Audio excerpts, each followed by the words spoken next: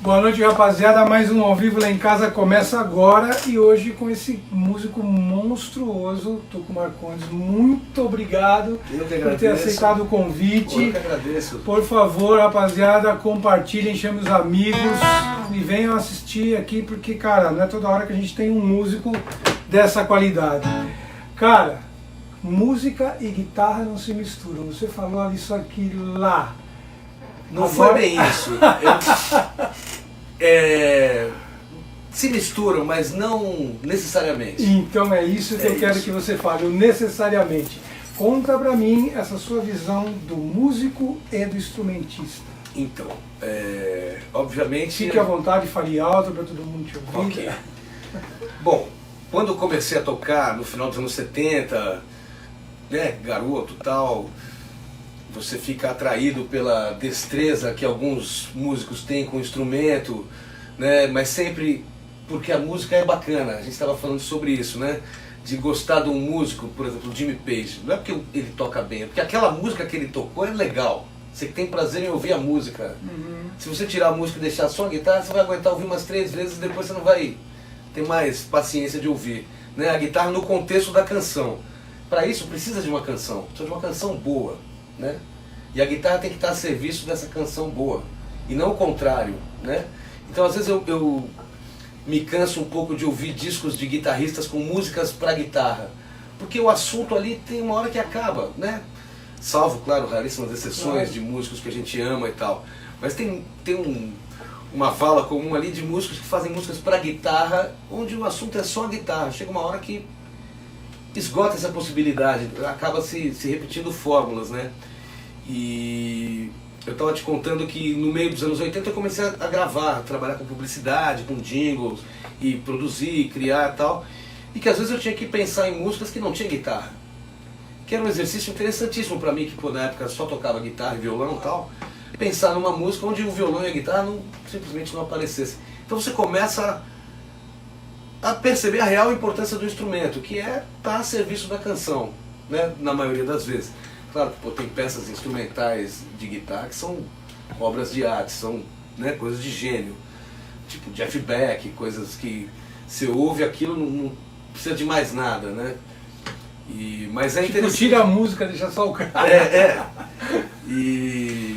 Mas não necessariamente, né? Então, claro, sem dúvida. Eu aprendi ao longo dos anos essa coisa de você entender a função do instrumento, o instrumento que você esteja tocando dentro da canção, né? A relevância que ele tem que ter ou que não tem que ter, né? A gente estava até falando da guitarra base, que é uma coisa subestimada e que eu acho da maior importância. Você pega músicas onde a guitarra base manda na música, né? Deixa eu só deixar um adendo. De forma alguma eu fiz essa pergunta para deixar você perdido, e não, é para você me contar realmente a sua visão disso, porque o pouco que a gente conversou ali foi extremamente esclarecedor sobre a sua personalidade musical. Então, e achei importante pra caralho, por isso que eu toquei nessa feridinha que é fora. Acho ótimo poder falar sobre isso, assim, e porque é um assunto que às vezes as pessoas...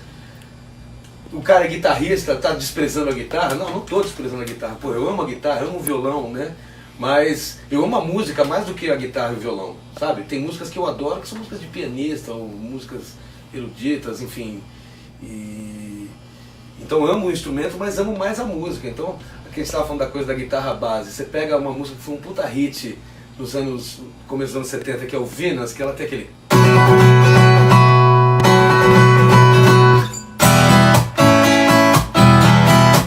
Bicho, a música tá nisso aqui. Tem até um solinho de guitarra lá no meio. Então, se tirar essa levada, fudeu. Tirar, bicho, fudeu.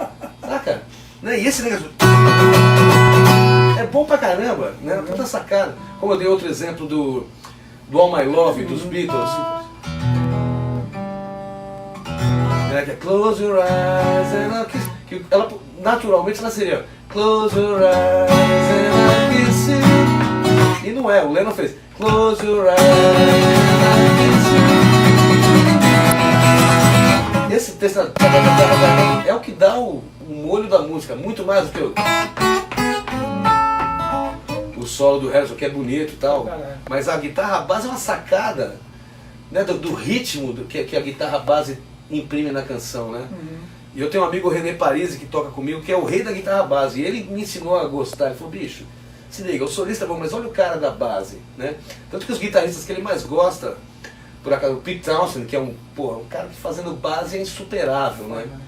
E o Andy Summers também, o Keith Richards, são os caras que ele não gosta desses guitarristas mais virtuosos, assim. O barato dele é justamente que é o cara que toca a música, é o guitarra base, né? A canção tá na mão do cara da base, né? Então é super importante isso. Um grande abraço aos guitarristas que fazem harmonia, que fazem a guitarra rítmica, que são subestimados. Malcolm. Né? Pois é. Malcolm. Pô, você tá... Não, e tem outra também, né? Se não me Bicho, a engano... banda era o Malcolm. Era o Malcolm. Morreu, fudeu, bicho. Não, e se não me engano, eu não tenho certeza dessa informação, mas me parece que ele é o cara que compunha os riffs, né? Era. O irmão ele tocava, caralho, ele conseguia tocar. Ele conseguia, eu lia 500 páginas de biografia em inglês. Ele conseguia tocar LED, mas o Angus não conseguia fazer a base. Então, no começo do ACDC eles rachavam a LED, depois uma hora ele falou, não, vai, aí você gosta de fazer estripulia? Vamos grudar nós três aqui. Você pega eles tocando no estádio de futebol, tá os três grudados. E abaixo o bateria sonora é o palco. É uma pressão, velho. Morreu, o outro cara é sobrinho, toca a mesma... Não vem, velho. Foda. Aí, né?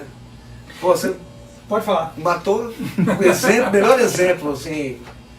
Pra caralho. E me diz uma coisa, essa consciência musical, isso veio sempre com você ou você de um dia despertou pra isso, cara? Cara, eu comecei muito cedo.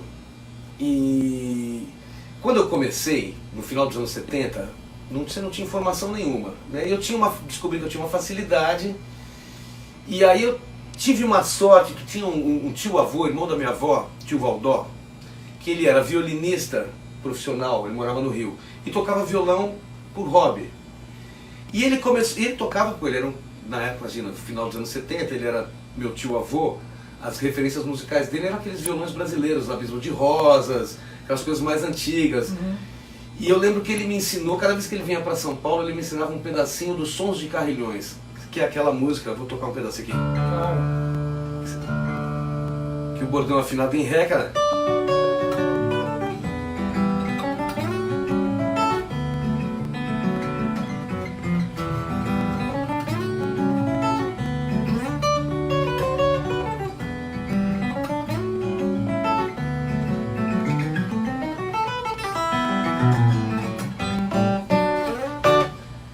Que é uma música difícil. E eu tinha 12, 13 anos, eu ficava 3 meses no...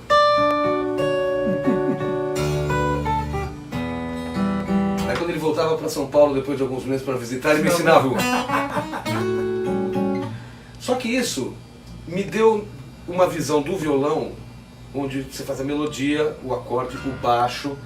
O violão trabalha independente, você toca a música completa no violão. Isso foi muito legal para mim, porque eu já cresci com essa sensação das 3 coisas importantes na música: a melodia, a harmonia, o ritmo, a maneira que as coisas se desenvolviam. Isso, na verdade, você está trabalhando no violão como uma bandinha, né? Claro. Isso foi... Já comecei a entender a música dessa maneira, assim, de ouvir por que um instrumento precisa do outro, para que ele possa se desenvolver e tal, né? E quando eu comecei a gravar, no meados de 85, comecei a gravar publicidade com uma geração de músicos mais velhos, que até torciam um pouco o nariz para mim, que eu era moleque e tal, era uma panela menor do que é hoje, né? Hoje em dia tem várias panelas, naquela época não tinha. E então eu tinha que chegar muito na minha, e muito observando como é que os caras trabalhavam, para não queimar meu filme, que eu estava chegando agora, né? Sentar na janelinha. Então eu ia muito na minha observando como é que os caras trabalhavam, como é que os caras produziam, o cara que era o produtor, como é que ele comandava ali a sessão. Porque naquela época não tinha computador, era 1, 2, 3 e vamos nessa. Os estúdios, a maioria deles tinha 8 canais, então às vezes você tinha que gravar junto para economizar canal e tal, né? Não tinha essa coisa de, depois edita, saca? Copia aqui, a gente autotuna ali, não tinha esse papo, né? Então, eu fui chegando, trabalhando com o pessoal mais velho e pisando em ovos, né? Pra não queimar meu filme, não, sei lá, não dar uma na trave, não, né? Porque era meio assim, uma panela mais fechada. E aí, a partir daí, os trabalhos mesmo foram me ensinando a pensar dessa maneira, né? Porque aí eu comecei também a produzir publicidade, criar, os caras me davam, tem uma peça assim e tal, né? Eu lembro que a primeira peça que eu produzi era um café, um pó de café, que chamava Café Seresta. E aí, por acaso, eu lembrei de todas as músicas, as valsas que esse meu tio-avô me ensinava, tipo Abismo de Rosa. Essas valsas. E aí eu fiz um tema super Nelson Gonçalves, assim, o negócio, né? Esse negócio. Cafézinho. Propaganda. Sabe? E eu falei, pô, que legal, né? Porque, pô, sempre fui roqueiro, gostava de rock and roll, mas não podia negar que as minhas origens de violão brasileiro, né? E aí emplacou, os caras, pô, boa moleque e tal. Aí eu fiquei cheio de moral, falei, pô, legal, tô no caminho, é por aí e tal, saca? Então, respondendo a sua pergunta, foi meio isso, assim, eu comecei a trabalhar muito cedo em várias coisas, tocava na noite, gravava, e eram abordagens diferentes. A consciência assim. Foi meio que obrigatória também, você tinha que ter essa visão para poder entrar não onde podia você chegar queria. lá, pô, moleque, chegar na gravação com um monte de caras mais velhos, eu querer lá chegar lá arrepiando e tal, né? Então tinha que... Foi devagar, mas foi bem ido. Foi um instinto de sobrevivência. Foi devagar, mas foi bem ido. E me diz uma coisa, estudo, como é que foi essa sua... Então, assim, meio que... Então vou fazer um resumo bem rápido da minha carreira musical. Com 9 anos eu mudei de escola, fui fazer a 4ª série primária numa escola onde todo mundo tocava flauta doce. Menos eu. Eles tocavam desde a 1ª série, então todo mundo já tocava. Eu cheguei lá com a flautinha e fui, né? Nada. E aí, porra, ninguém chegou pra mim e me deu uma dica e tal, né? Todo mundo já tocava e tal, o professor também. Aí um dia alguém falou, não, fecha todos os furinhos e vai soltando. Puta, bicho, eu vi a luz. Cheguei em casa, comecei a tocar. Descobri que eu tinha ouvido musical e uma memória musical. Então comecei a tocar um monte de música que tocava na novela e não sei o quê. Pirei nessa brincadeira, bicho. Eu não jogava bola, todos meus amigos não gostavam de futebol, não gostavam, então eu já era aquela criança solitária. Com a flauta, eu arrumei um brinquedão, comecei a tocar e tal, aí minha família, pô, quer aprender flauta? Eu falei, quero. Aí tive que usar aparelho nos dentes. Aí o professor de flauta falou, nem compra flauta, porque não vai rolar. Aí minha irmã tinha um violão, ela já tocava os... tibum e tal, e me ensinou, né, o que ela sabia, e bicho, aí eu descobri que eu tinha uma facilidade, eu aprendi rápido, comecei a tirar coisa de ouvido e tal, Aí minha mãe me botou numa escola de música. Tive aquela professorinha do bairro ali, tal, que me ensinou as cifras e tal. Aí fui estudar numa escola, não vou citar nomes, mas era uma escola onde o estilo de música era jazz e bossa nova. Eu cheguei lá gostando de Beatles e Bob Dylan, os caras, você ainda vai amadurecer e descobrir que isso não é música. Enfim, foi legal, estudei 1 ano e meio nessa escola, embora eu fosse meio discriminado, eu tinha muita facilidade de absorver o que eu ouvia e o que eu via ali, né? Mas aí eu comecei a ir mal na escola e minha mãe, na hora, me cortou a escola de música e não adiantou nada, porque em vez dela me fazer tocar menos, ela me fez tocar mais.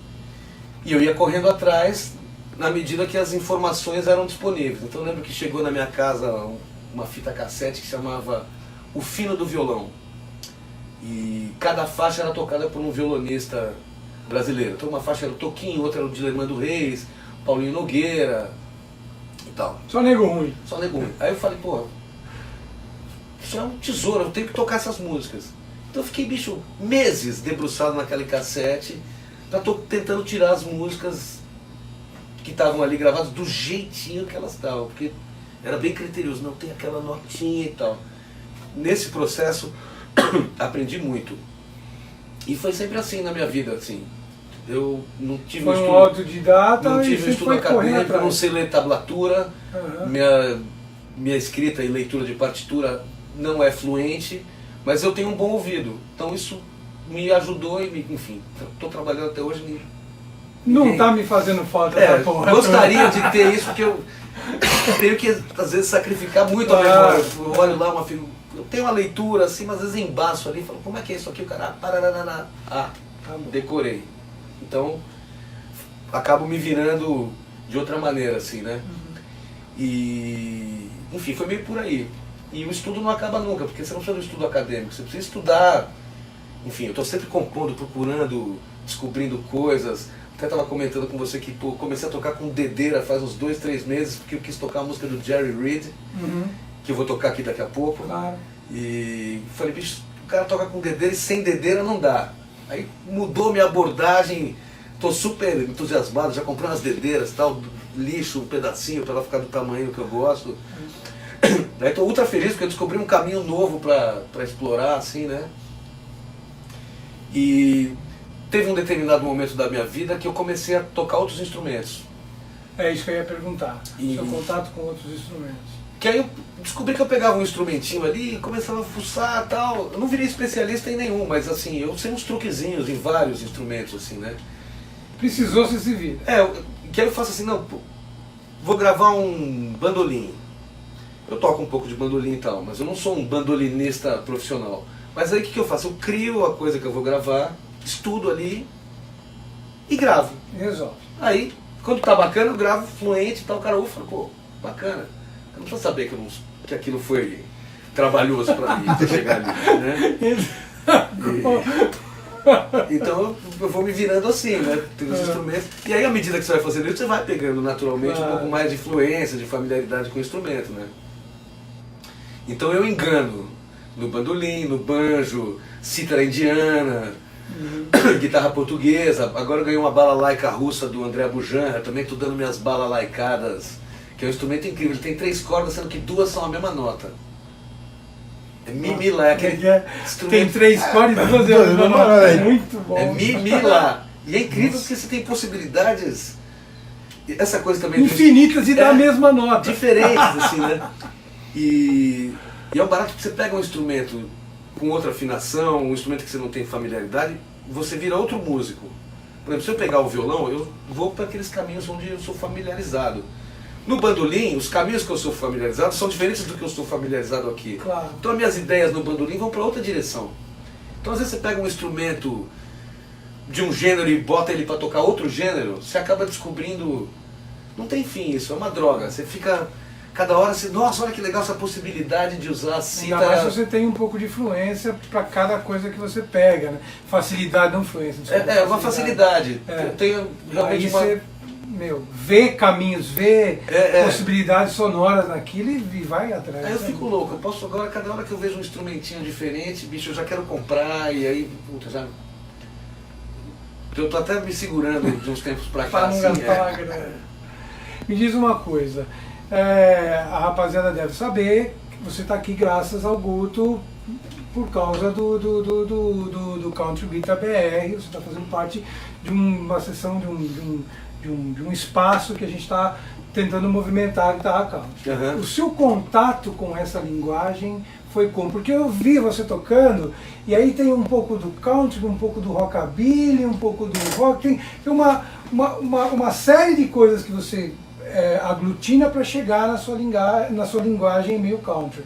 Como é que foi isso e como é que você pensa musicalmente nisso? Então, eu sou dos anos 60, né? E nos anos 70 eu tocava tudo no rádio, né? Você lembra? Eu tocava de tudo. E a primeira vez que eu ouvi uma coisa meio pro country foi até minha irmã tinha um disco dos Carpenters, que eles gravaram um clássico chamado Jambalaya, que tinha um solo de guitarra. Eu nem tocava guitarra ainda, mas eu lembro que aquela música, aquele momento da música, eu ficava empolgadíssimo, porque tinha essa coisa meio de música de cowboy, né? E tinha um solo de um guitarrista que já até morreu, que é o Tony Peluso. Bicho, procurem essa música, Jambalaya, gravação dos Carpenters, com o solo de guitarra do Tony Peluso, que é um solo magnífico. O solo conta uma história, é interessante musicalmente, tecnicamente, é incrível. Foi o primeiro contato com isso. Aí na virada dos anos 80, teve um primeiro boom da country music no Brasil. Então tinha umas bandas que tocavam na noite, tipo Dollar Company, e outras que tocavam banjo, essas coisas. Aí eu me identificava muito com esse tipo de linguagem, né? E outro cara que me influenciou muito foi o Mark Knopfler, que é um cara que eu adoro. Lembro até hoje, quando eu ouvi Sultans of Swing a primeira vez, onde eu estava, aquilo me derrubou assim. Quem, né? Quem não passou mal na frente do rádio, aquele puta som de extrato, aquele Orange Squeeze, aquele compressorzinho desgraçado timbrando. E a linguagem, a interpretação, né? Porque não são as notas, é a pegada, a pronúncia ali, o vibrato, uma nota mais forte, outra mais fraquinha, essa coisa que levei anos para entender por que era legal, né? Porque não é a frase, é a interpretação, né? Não é cada nota tem a sua. O Jeff Beck, na mesma frase ele faz uma nota fraquinha, uma fortinha, saca, né? Na mesma frase melódica ele explora o volume ali. E na verdade isso também tem a ver com o fato de você ter intimidade com o equipamento que você está usando, porque você consegue extrair tudo dele, né? Você está usando uma guitarra comprimida e mesmo assim ela tem toda a dinâmica sem estragar aquela erradinha que ele dá de vez em quando na hora que ele... né? Bicho, foda. E não apaga. Não, vai assim. Ó. E eu sempre gostei muito dessa coisa de violão de James Taylor. Gostava muito, John Denver, adorava John Denver, assim. Então, puta, essa linguagem sempre foi a coisa que mais me dava prazer de ouvir. Esse tipo de canção que tem aqueles violões, sabe?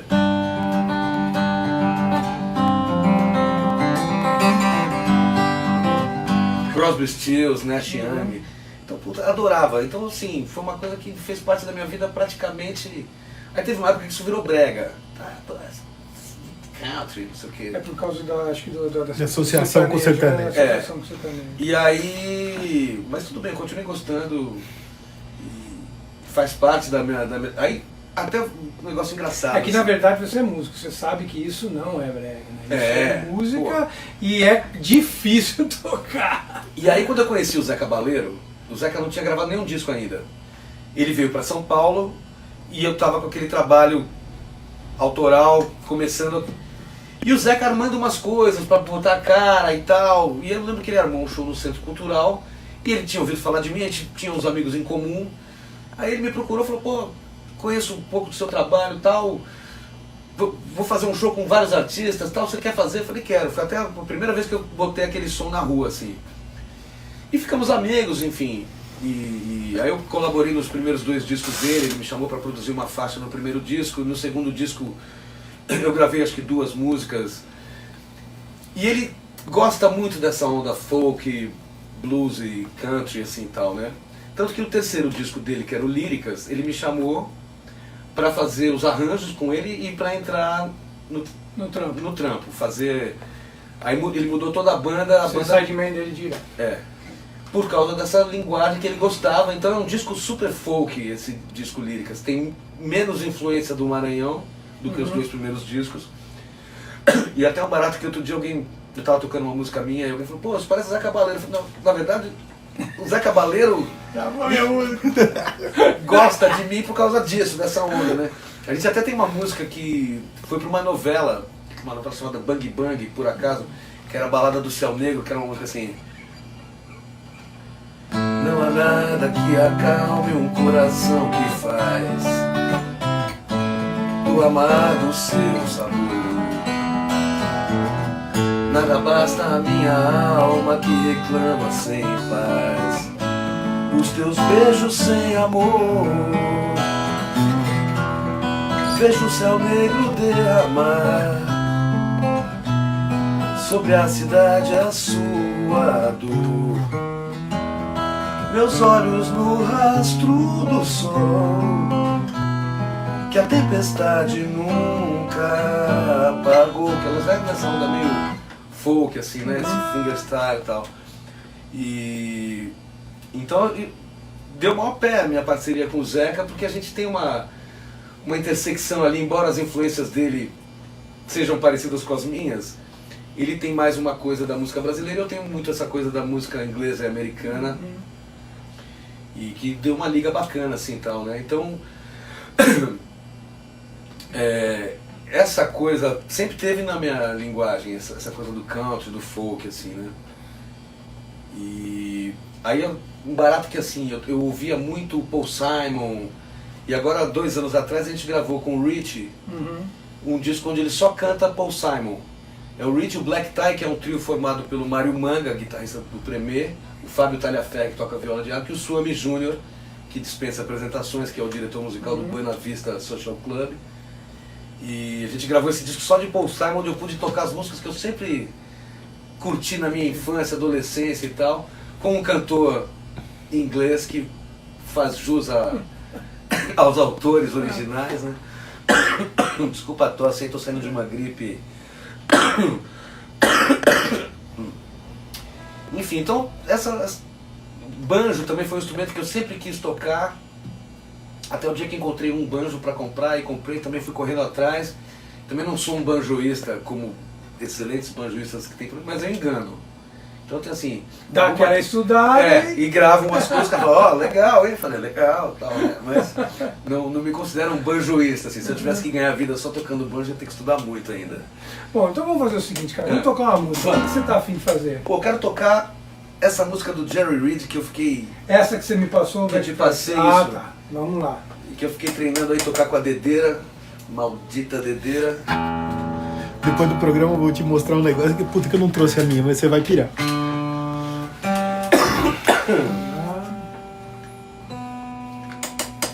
Você tá com o volume aberto aqui? Aí... Então, bora lá.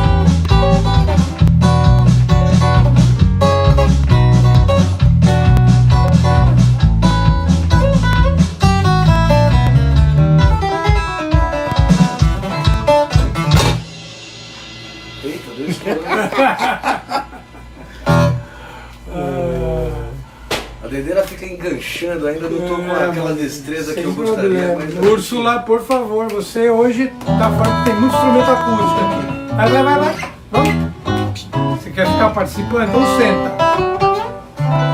Deixa eu te falar.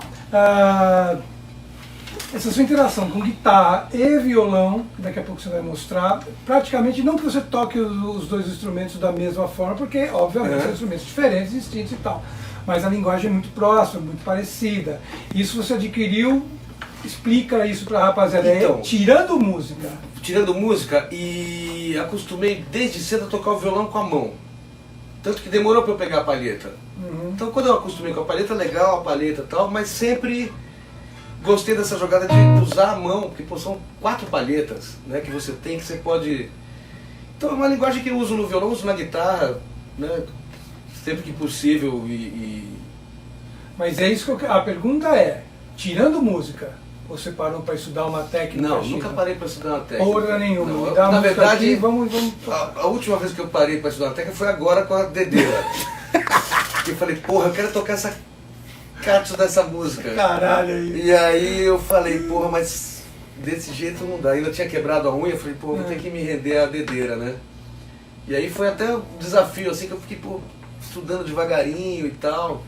E essa música tem uma jogada que eu tava até falando pra você, que o cara usa uma técnica meio de banjo, que ele usa muita corda solta na melodia, então ele faz...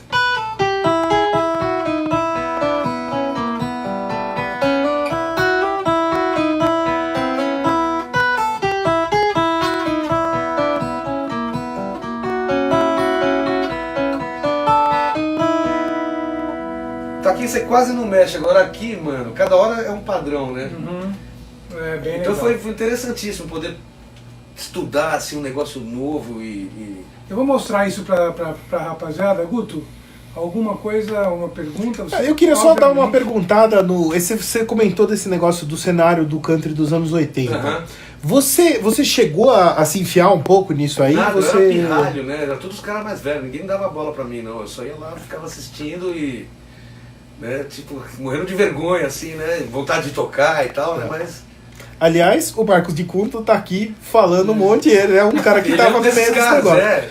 Tá aqui falando, elogiando você um monte, falando que você é um Ele era do Nashville multi-instrumentista. Express, se não me engano, não era? Acho que era. Pô, eu fiquei amigo do gaitista, o Aloysio, que era um craque. O Marcos é um craque, ele toca pedal steel, toca banjo, toca guitarra. Ainda vou super arrastar bem. ele e o irmão dele pra Eu cá. sou Ainda fãzaço do tão Marcos. O Abração, Marcos. Marcos. Puta viado que era pra ele vir aqui, não veio, tá fudido. uma hora dessa a gente enquadra ele e traz Bicho, ele ele é pra um cá. craque, sou fãzaço ligado. dele. Além de ser um puta produtor É, e tudo mais. não, e um cara gente finíssimo, assim, gentilíssimo. E toca Tá pedal, na hora da gente se conhecer pessoalmente. pedal bicho. Eu steel, conheço que ele só pela internet. poucos caras tocam pedal steel, né? E ele, puta, toca lindamente, assim. É um instrumento que numa próxima vida eu vou querer ter, porque não dá mais tempo de aprender pedal steel com a minha idade. É um negócio que, bicho, é muito diferente, assim. Eu morro de vontade de Eu ter morro, uma, né? mas eu sentei outro dia pra ver Não uns dá. 5 minutos da aula do Adair É.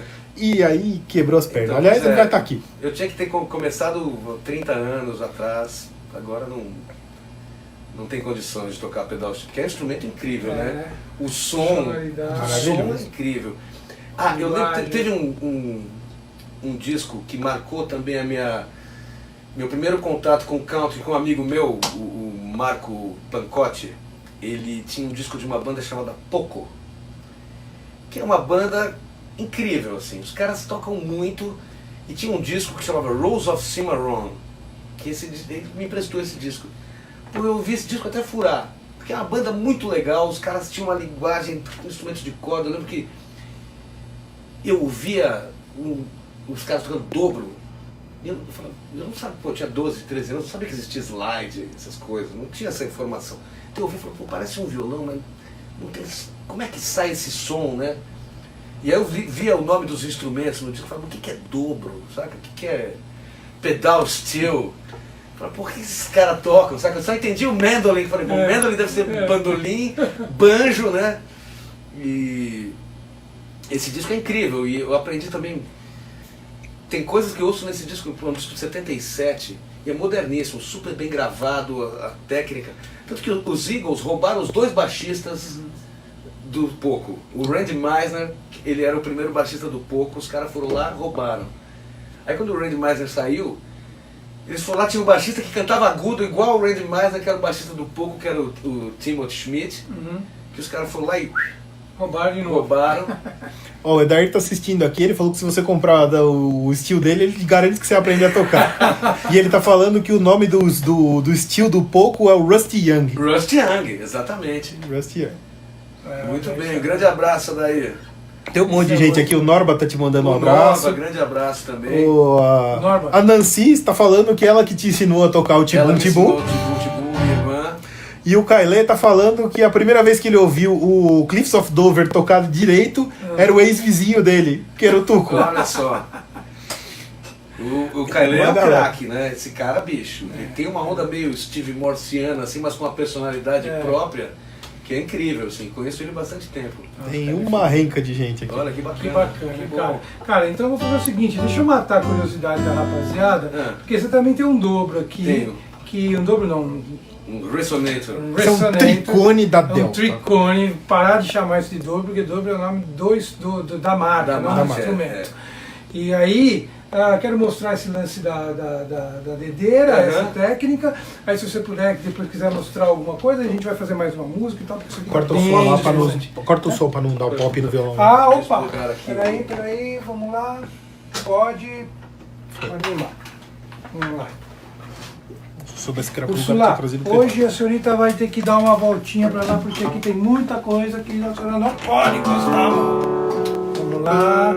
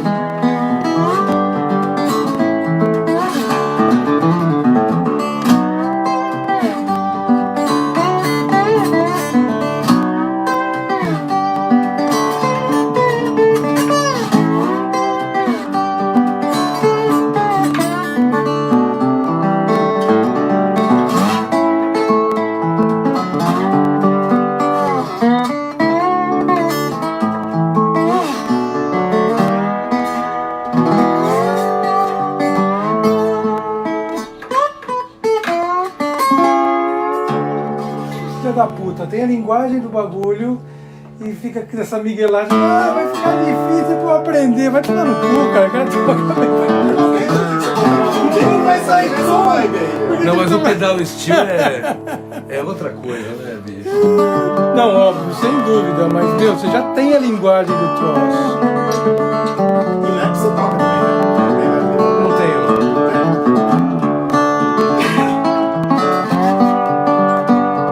Foi o primeiro cara que eu vi tocando Demais. A afinação dele qual é? Esse tá em Ré maior. Ré maior. Por acaso é que eu uso também, Tá. que é a minha afinação principal. Perfeito. Eu queria fazer uma observação nesse dobro maravilhoso do Bruto, que é da Delta Guitars, que um dia serei proprietário de um aqui. Eu preciso me livrar dos 3 dobros que eu tenho, que nenhum chega aos pés desse aqui. Que entendeu? legal. Eu não posso ter 4 dobros, eu preciso me livrar dos 3 e pegar um Delta. Tá bacana, ele tá assistindo aqui, ele tá ouvindo, daqui a pouco ó. ele caça você. Demais, viu? Maravilhoso. E bonito, Fora hein? que dá pra você se pentear antes do Pois gravar é, a entrevista, né, você pensa, porra, tá bacana.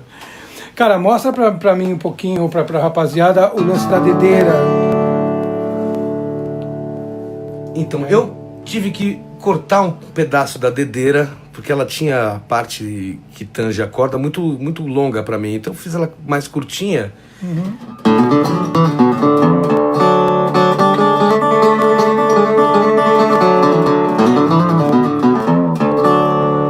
E você usa o polegar quase como o dedo de solar, como, né? Perfeito.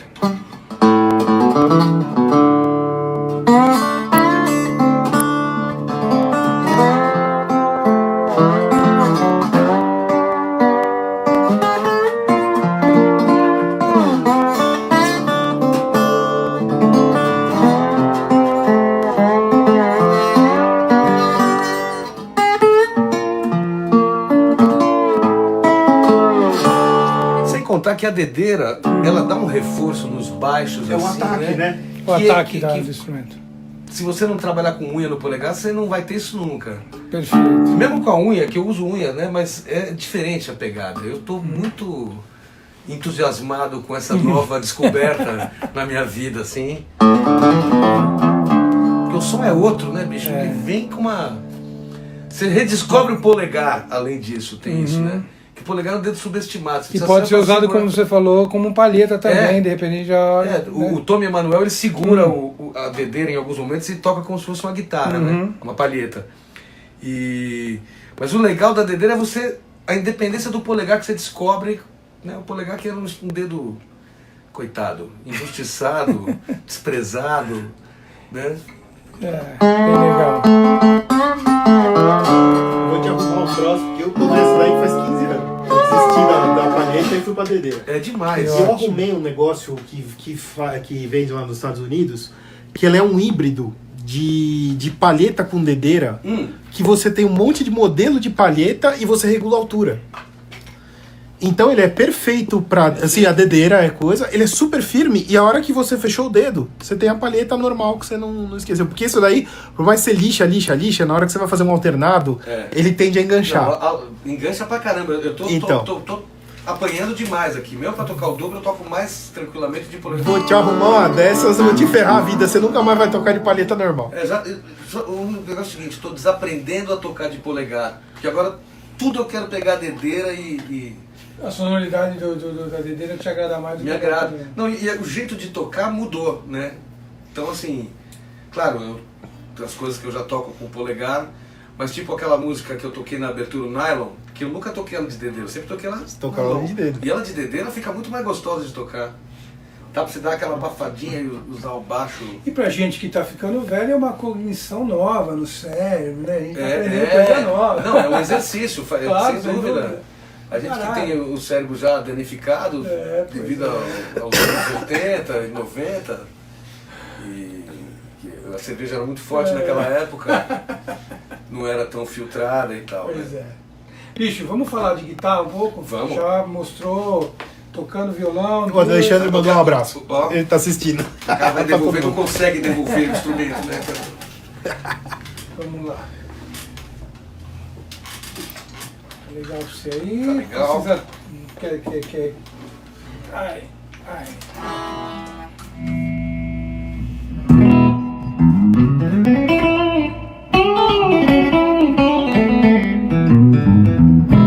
Vamos fazer uma então de guitarra? Depois a gente conversa sobre isso também.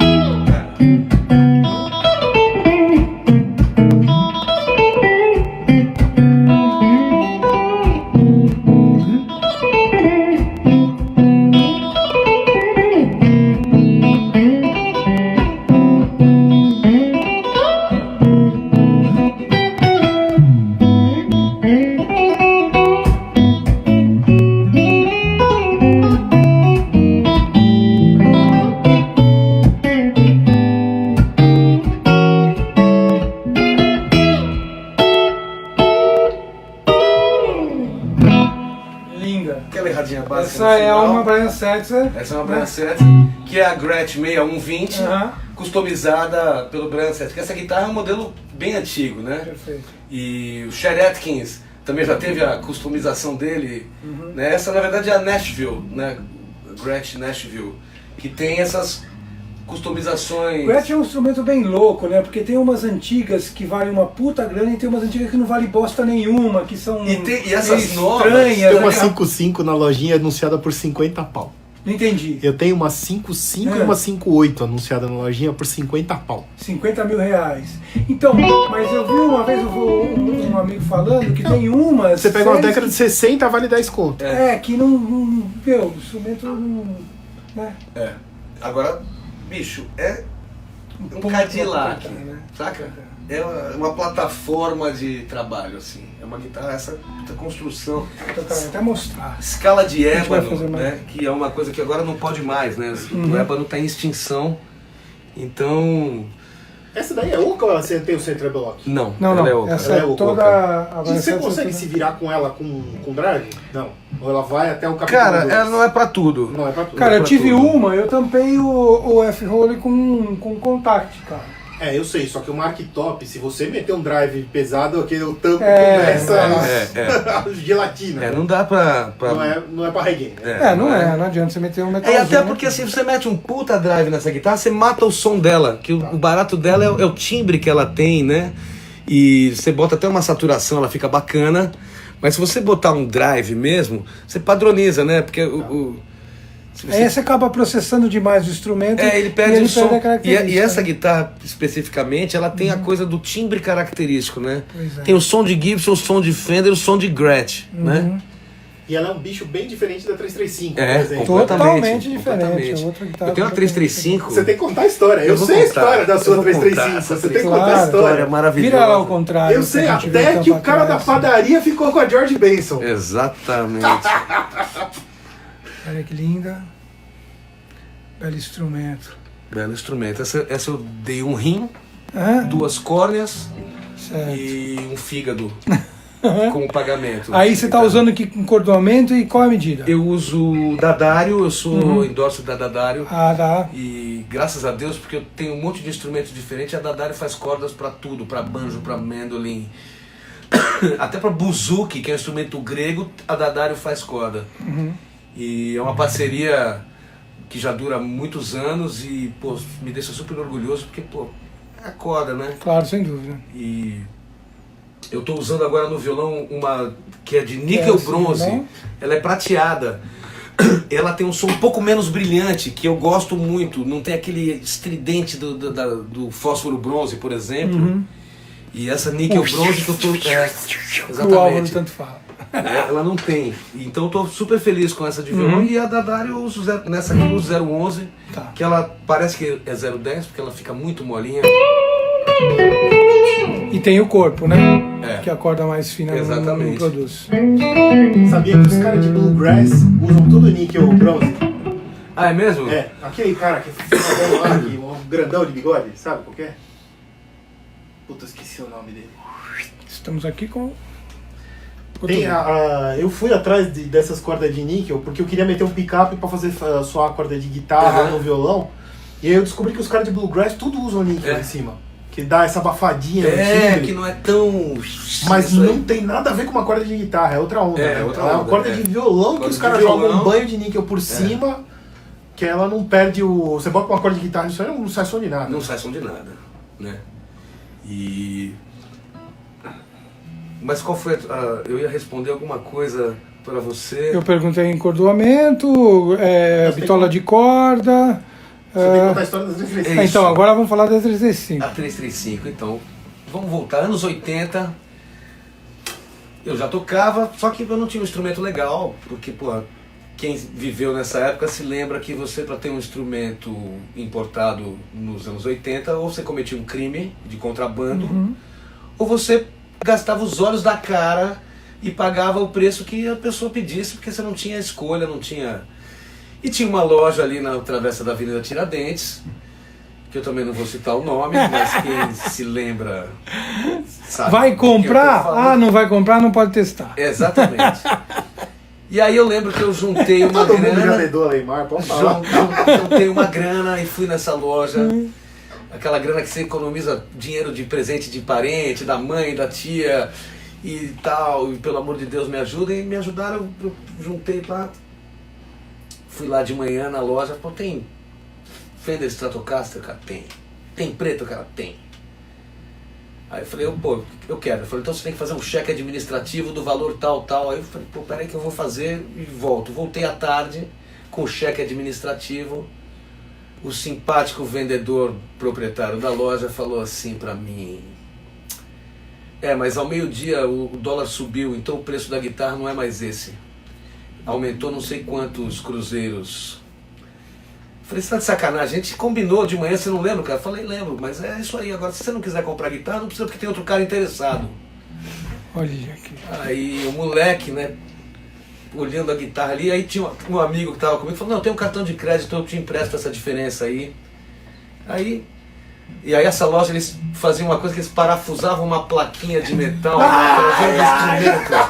para desvalorizar o instrumento, né, porque a função só era essa, desvalorizar, né. Enfim, comprei minha guitarra. Comprei a guitarra, a primeira coisa, cheguei em casa, desparafusei a porra da plaquinha e joguei fora. E aí, isso foi em 1984. Aliás, eu tenho essa Fender até hoje, me faz muito feliz. Em 1988, tô na minha casa, me liga um amigo meu e fala assim, velho, larga tudo o que você tá fazendo, pega o seu carro e vem aqui para São Sebastião. Falei, por quê? O que aconteceu? Você tá encrencado? Ele falou, não, tá tendo um leilão da Polícia Federal, estão saindo os instrumentos a preço de banana aqui. Nossa. Falei, como a preço de banana? Ele falou, ó, o cara caiçara aqui que toca na padaria acabou de comprar uma Ibanez George Benson por $117. Eu, hein? Nessa hora eu já estava na estrada, né? Resumo. Final do dia, pra cá. Várias guitarras que estavam lá para vender, várias Fenders e Ibanez, foram confiscadas dessa loja. Estavam com a plaquinha, inclusive. Porque os caras contrabandeavam, eles não tinham as notas fiscais daqueles instrumentos. Então os instrumentos foram apreendidos e foram a leilão. Provavelmente essa minha guitarra também tenha sido importada por eles, embora eles não tiveram tempo de parafusar a plaquinha. Porque o último lote do dia, a 335 preta no case, 0 bala, um pedal de volume, 4 litros de whisky escocês, $153 tudo. Imagina. Que ano era 365? 86. E ela ficou 2 anos guardada, ela estava 0 com a documentação. Aí eu já peguei os whisky, a 335, fui no bar do cara que estava com a George Benson e a gente ficou a noite inteira tocando lá, eu de Gibson, o cara de Ibanez George Benson, tomando os whisky escoceses que ainda sobraram 2 para levar para São Paulo. E aí foi doce vingança. Pô, mas você devia ter pego uma garrafa, ter ido na porra da loja do lado turco, ele não era turco, é... Judeu, e falado, agora eu vim tomar aqui um uísque com você, pra você agradecer essa guitarra que você perdeu e que eu paguei $153, né? Com mais do que a diferença que o seu pai comprou de mim quando eu comprei a Stratocaster, né? E na época que o dólar era 1 para 1, 2 para 1. Bicho. Isso aí foi uma feliz história da 335. Eu contei essa história pro Carlini, ele ficou emocionado, ele falou, velho, essa guitarra, pensa da onde essa guitarra saiu, o caminho que ela percorreu até ela chegar em São Sebastião e parar na sua mão. Ela tinha que ser sua. Eu falei, aí eu me emocionei, falei, Carlini, você tem razão, cara. Aí eu passei a ver a guitarra com outros olhos. Assim. Bicho, agora vamos falar então sobre trabalho, vamos conversar sobre trampo. O que você está fazendo, com quem você está tocando, projetos e tudo mais. Bom, eu continuo tocando com o Zé Cabaleiro, a gente está lançando um disco novo agora que se chama Amor no Caos. E foi gravado pela banda, que já está com ele há 15 anos. Banda essa que também é os Coffee Breakers, é uma banda que a gente tem sem o Zeca, com o Hugo Rory, saxofonista, que a gente toca clássicos do rock e tal, em versões instrumentais bem humoradas.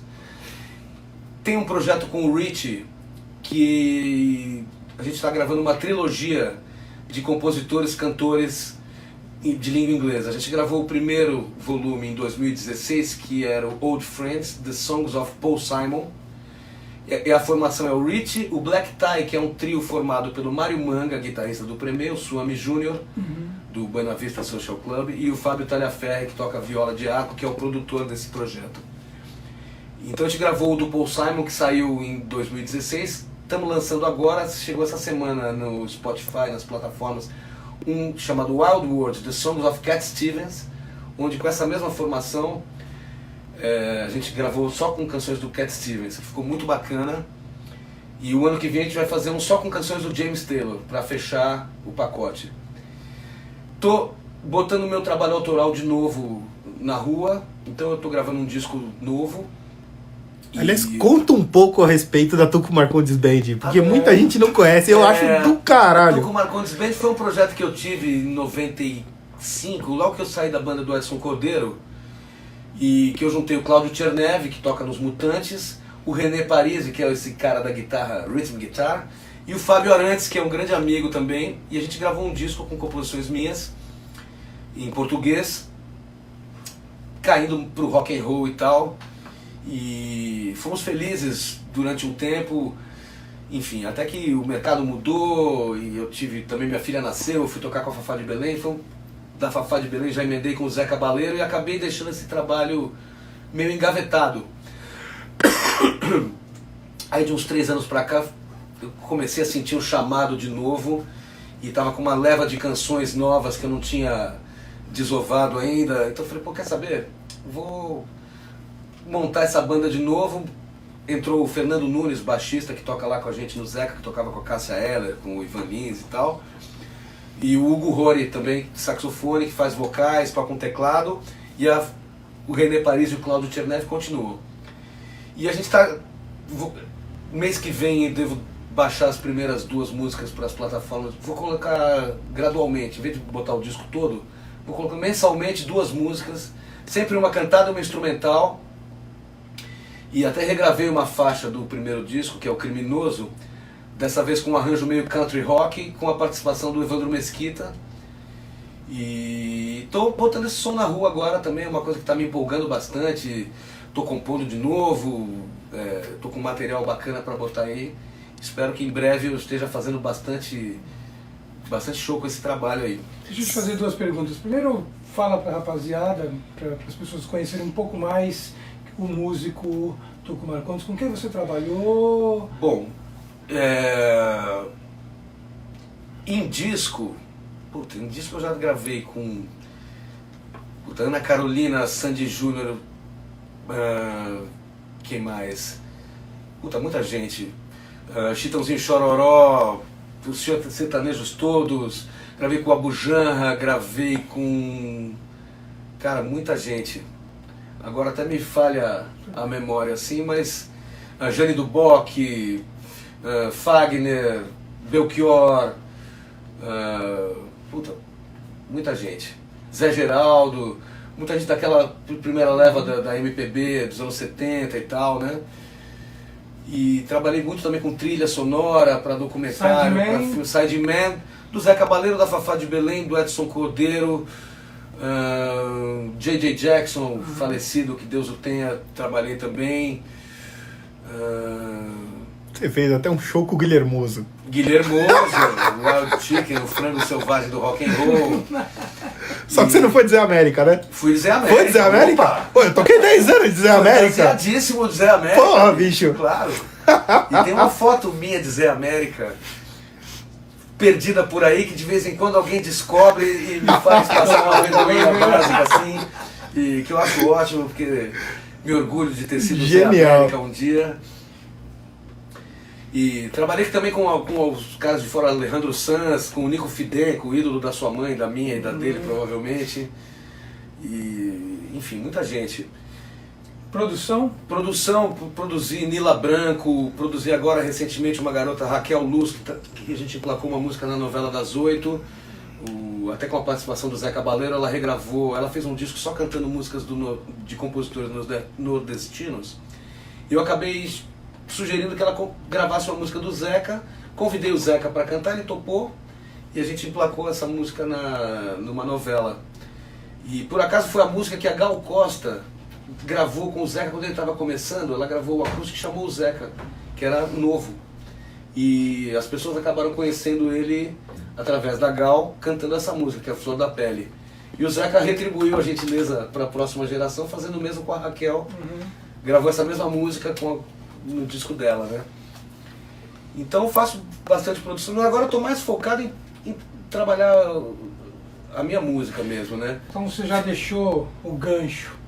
Cara, eu já vi, vou para uma parte meio brega da história, Vamos mas nessa. tem que, eu acho que Tudo, vale a né? pena. Cara, o pouco que eu te vi tocar, eu vi que você é um cara, tem uma linguagem absurda, um conhecimento musical, mesmo que você me falou que seja que é um cara É um conhecimento autodidata, tudo prático, mais. né? Não é acadêmico, né? Exatamente. Eu- Mas você tem uma musicalidade assim muito aflorada, é um cara que tem um bom gosto absurdo.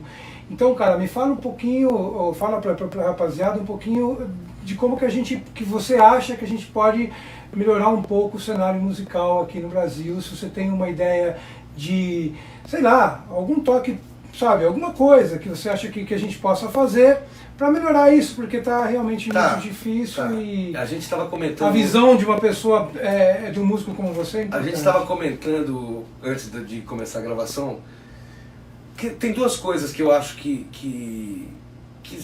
tem que ser consideradas na música brasileira. A música e a letra. A música piorou, mas a letra piorou mais. A gente é de uma geração de grandes escritores, Gilberto Gil, Caetano Veloso, caras que compunham, onde a letra por si só já era uma obra-prima, né? Chico Buarque, enfim, o próprio Djavan. O Zé Cabaleiro é um caso, é um cara que escreve muito bem, que faz letras muito inteligentes. Então eu tenho isso como referência e eu fico muito triste porque eu vejo assim um monte de gente fazendo músicas às vezes até legais, mas com um texto fraquíssimo, com zero de arte no escrever palavras. Porque existe um monte de... Da mesma maneira que você tem sacadas bacanas de música, de acordes, de inversões, com letra é a mesma coisa. Você tem às vezes um sinônimo que é mais musical do que uma outra palavra. Tem toda uma inteligência ali que eu vejo que já não é mais levada em consideração. Já não se dá tanto valor, principalmente as gravadoras, o que resta de... E o próprio público, que não tem referência, né? Então assim... Talvez a gente tivesse que fazer uma viagem ao passado e começar a dar uma esmiuçada no nosso próprio baú de música brasileira. Tem muita coisa bacana que ficou para trás e que as pessoas não se lembram mais, né? Mesmo as bandas, eu lembro quando eu comecei a tocar, pintaram duas bandas aqui no final dos anos 70, que foi o 14 Bis e a Cor do Som. O 14 Bis era um filho do Terço, né? Que tinha o Magrão, o Flávio Venturini. Cara, era demais. Eu ia nos shows dos caras. E eles tinham uma linguagem Os absurda. caras tocavam pra caramba, Caralho, as músicas eram interessantíssimas, as letras eram legais, eles faziam os vocais abertos que eram incríveis, Cantavam que ninguém mais todos muito faz. bem. Hoje em dia os caras cantam tudo com febre. As meninas Abrir voz? Bicho, os caras abriam os vocais Deve ser incríveis tava assim. Não, tá aqui. Eu nos anos 90 eu conheci o Cláudio Venturini, depois conheci o Flávio e os outros caras da banda, mas eu conheci primeiro o Cláudio Venturini, que era o guitarrista do 14 Bis, né? Nossa, a primeira vez que eu vi esse cara, tinha um Boss Spectrum, sabe? O Spectrum, aquele... é um vermelhinho com um botão só, que é como se fosse um A automático. Sim. E ele regulava, deixava ali, ele pisava lá só pra solar. Eu vi aquilo, cara, numa pedaleira Boss, anos 80, minha perna Cara, até tremia. era demais, cara, era os caras demais, tocavam era som. muito. E pô, quando eu conheci o Cláudio, eu tive que falar, cara, você foi meu herói, eu tirei muito dos seus solos, tocava as músicas e tal. Então assim, outro dia eu mostrei o 14 Bis para um amigo meu, um pouco mais novo que eu, ele não conhecia, ele falou, pô, mas é bacana. Eu falei, pô, é muito bacana, né? Então assim, a gente é fruto das referências que a gente tem, né? Então, isso que você falou, da molecada não ter uma referência é por causa disso, porque o som que toca hoje em dia, né, nas rádios e tal, salvo raríssimas exceções, é um negócio muito pasteurizado, né, muito nivelado por baixo, tem muita produção e pouco conteúdo, né, letra, se você tirar pô, o Zé Cabaleiro, o Chico César, o Mosca, o Lenine, essa geração que ainda escrevia, tinha uma preocupação com as figuras de linguagem e tal, sobra muito pouco nesse caldeirão, né? Você pega bandas boas, como por exemplo o Jota Quest, é uma banda boa, os caras tocam bem, mas as letras, eu particularmente não consigo me identificar, assim, né? Sinto falta de um pouco mais de conteúdo, de profundidade. Não é que o cara precisa fazer uma letra falando de Sófocles, Nietzsche, não, pô, tem letras, canções de amor que são incríveis, na própria discografia do Roberto Carlos, tem músicas incríveis, com letras bacanas, né? O Roberto Carlos não foi sempre assim, como as pessoas veem hoje. Teve uma época que o Roberto Carlos era interessantíssimo, aquela época que ele flertava com a soul music, né? As curvas da Estrada de Santos, aquelas coisas. Tinha Mano Tim Maia ali também. Né? Tinha. Que também tinha boa Brass Construction. E que era aquela geração, né? Se você pegar aquela geração, o Tim Maia naquela época, também tinha... Né? A música era muito diferente, né? Então, em termos de Brasil, eu sugiro que as pessoas vasculhem o passado, sabe? Porque a mesma coisa, se você for ver a molecada que gosta de rock and roll, eles vasculham o passado, né? Você pega um monte de moleque que não era nem nascido quando o Deep Purple saiu o Rich Blackmore, saca? E os caras conhecem tudo e sabem, porque é um universo fascinante, né? Pô, os Beatles, que continuam na moda, faz 50 anos que os caras se separaram, né? Faz 40 que o John Lennon morreu, saca? E ainda é uma banda que música boa atravessa o tempo, né? Não tem idade. Né? Se pegar os Beatles, por exemplo, eles gravaram 300 e poucas músicas em 7 anos. Eles lançaram 14 discos em 7 anos, porque o primeiro disco é de 63 e o último é de 69. Então, bicho, produzir uma obra desse tamanho em 6 anos e meio, 7 anos, não é pra qualquer um, né? Hoje em dia, em 7 anos, um artista lança 2 discos, 3, se ele for um cara que trabalhe bastante e tal. E os caras lançaram 14. Né? Então, vasculhem o passado da música brasileira, internacional. A coisa... Claro que tem coisa boa hoje, mas antigamente tudo era muito melhor, assim, né? Papo de velho esse, né? Não, cara, é uma coisa que a gente está aqui tentando fazer isso. Se for... foda-se que é papo de velho, a gente tá tentando... A gente é velho mesmo. A gente é velho mesmo, começa por aí, a gente é velho mesmo. Mas a gente tá tentando ver se traz um pouco, porque, como eu falei, eu não sei pra quem que eu falei, que numa conversa aqui, que o Steve Vai comentou, acho que você tava aqui, Guto, não? O Steve Vai comentou que falou que em 10 anos a guitarra vai ter um boom de novo, vai voltar.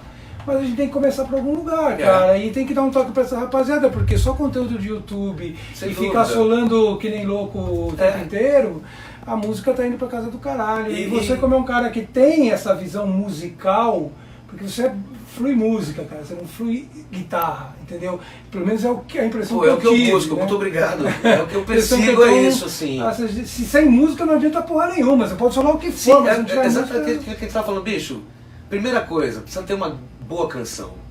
Para você ter um bom solo de guitarra, você tem que ter uma boa canção. Porque senão, é a mesma coisa que você ter um carro e não ter uma pista. Saca? A canção é a estrada do solo. É onde o solo vai trafegar, né? Então, sem uma boa canção, não adianta você ter um solo de guitarra, saca? A não sei que seja um Paganini ali tocando, saca? Então... Você pega os grandes solos, eles estão diretamente ligados a grandes canções, sabe? Hotel California, Sultans of Swing, Stereo to Heaven, saca? Né? Você tira o solo da canção, a canção ainda é boa. Agora tira a canção do solo, fica um... né? Então a canção é mais importante que o solo. O solo, ele precisa de uma boa canção. É tipo você ter um carrão, pô, você achou aquela estrada, aí você vai gostoso, né? Mas sem estrada, bicho... Da onde? Não. Aliás, eu quero perguntar um negócio que eu sei que não é a tua onda de propósito, mas assim, eu assisto teus shows faz uns 20 anos e você sempre teve um puta som de guitarra. E ao mesmo tempo, você não me parece um cara muito preocupado com rodar lâmpada, com... Eu lembro que na época que eu fui lá, esse show que você não lembra do Terça Blue, você tava acho que com uma GP8, uma Roller GP8 você usava. Foi um dos primeiros a ter. Eu comprei o protótipo do GP8. Isso aí na década de 80. Década de 80, que tava com o Lulu Santos, era do Sacha, o tecladista, que era endorser da Holland. Aí ele pegou esse aparelho e deu pro Lulu. O Lulu usou um tempo, devolveu pro Sacha, o Sacha vendeu pra mim. Eu até com os programas feitos pelo Lulu e tal. Nos coros, aquelas coisas bacanas. E foi legal essa pergunta. Então, outro dia você tava com o Red Truck da Moira. Então, assim, muito mais. Muito mais assim, o conceito. Então, o que você pensa disso aí? Eu até tinha falado um negócio pra ele que quando eu eu sou endorser da Moore, né, que faz esses micro pedais. Aí eu peguei, quando eu assinei o contrato, eu peguei uma série de pedais, montei uma pedaleirinha pra mim, antes do Red Truck. E aí eu tava com um amigo em casa, eu falei, velho, vem aqui que você tem que ver o som desse pedal, cara, puta, olha que esse drive. Toquei, ele falou, pô, realmente, esse drive é bacana, som de guitarra. É o mesmo som de guitarra que você tem há 40 anos. Desde que eu te conheço, o teu drive é esse aí. Todo o instrumento, o equipamento que você pega, você vai fuçando até chegar nesse som. Então é meio por aí, assim. Eu tenho que fazer uma menção ao Gustavo Barros, falou exatamente isso aqui. Cara, eu troco de pedal. Ele não me atrapalhando já tá bom demais. E aí, toda vez que eu troco de pedal, eu acabo tirando o mesmo som, porque é o som que tá aqui, né? Quando a gente não tinha instrumento nenhum, equipamento nenhum, a gente pegava o que tinha aí e falava, não, deixa eu fuçar até chegar no som. Hoje em dia é muito mais fácil. Claro, se você pegar os presets das pedaleiras, são todos exagerados, né? É pra mostrar o poder. Agora, bicho, hoje em dia ninguém faz coisa ruim. Não tem equipamento ruim, você fala, nossa, esse negócio é horrível. Não é. Se você perder um tempo e fuçar lá, eu pelo menos... Cara, você sabe um negócio que eu lamento que não exista mais, que eu tirava um sonsaço, aquele zoomzinho que se pendurava na correia. Zoom é 9002, o resto é variação sobre o tempo. Bicho, eu consegui fuçar nele, tirar um som de guitarra, que aquele meu primeiro disco, muito daquelas guitarras foram gravadas com aquele Zoom 9002. Puta que foda. E vou te falar uma outra coisa. Em linha, algumas das guitarras. Porque você tirava um som de linha dele excepcional. Aliás, esse disco... Você subiu esse troço no Spotify, nas coisas? Porque eu acho que dá pra achar ele, né? Alguém botou esse disco no YouTube, não colocou? Não sei, colocou? Eu acho que sim, eu acho que dá. Acho que tá assim. Tuco Marcondes Band. Assim, quem não conhece, ouça esse disco. É uma das coisas mais legais de mistura. Tuco Marcondes Band tocava Allman Brothers, Dire Straits, Clapton, todas essas coisas. E o som dele foi uma das coisas mais legais que já foi feita com letra em português disso aí. E as canções e mesclava com as coisas que eu gostava. Os Clapton, os Dire Straits. Dire Straits eu adorava, adoro ainda. Principalmente os 4 primeiros discos, assim, né? Depois virou uma super banda, eu acho que perdeu um pouco do charme, embora a qualidade musical continuasse intacta, mas eu gostava daquela coisa mais roots dos primeiros discos, assim. É que também foi a época, né? Aí o cara já começou a usar Pensa Sur, entrou pro MG, e todo mundo tava na alta fidelidade. E virou a época da arena rock, né? Dos anos 80 e tal, né? Mas essa coisa do equipamento é muito o som que você quer ouvir, que fica confortável. Claro que ao longo da vida você vai descobrindo novos sons, mas você vai acrescentando, porque aqueles sons que você já estava acostumado, você vai usar para sempre. Eu, pelo menos, o meu drivezinho velho e bom ali, meio fuzz, assim... E só para deixar claro, hoje o rapaz aqui veio sem nada. É guitarra, violão e guitarra aqui no Clube Country. Que, aliás... Eu só não pego ele e saio correndo porque é um pouco pesado, você vai me alcançar na esquina. Mas eu me apaixonei por esse aparelho aqui. Legal, né? Bem legal. Muito esse legal. Som e o visual dele, né? O visual... Se deixar minha mulher bota na sala. É lindo, é decorativo. Caralho. Tuco, vamos fazer mais uma e a gente fecha? Vamos. Então vamos lá. Vou pegar aqui uma... Tchau.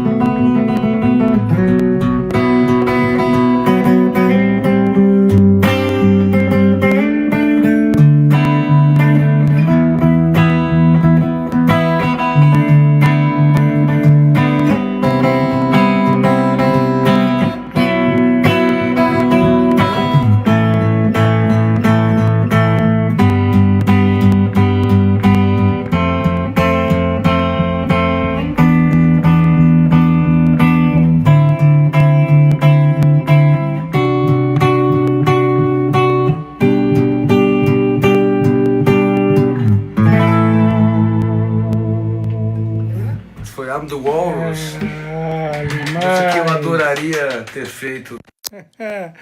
Rapaziada, fica em pé aí, Guto, chega aí. Tuco, por favor, fica em pé. Bom, mais um ao vivo lá em casa termina. Hoje com adorei.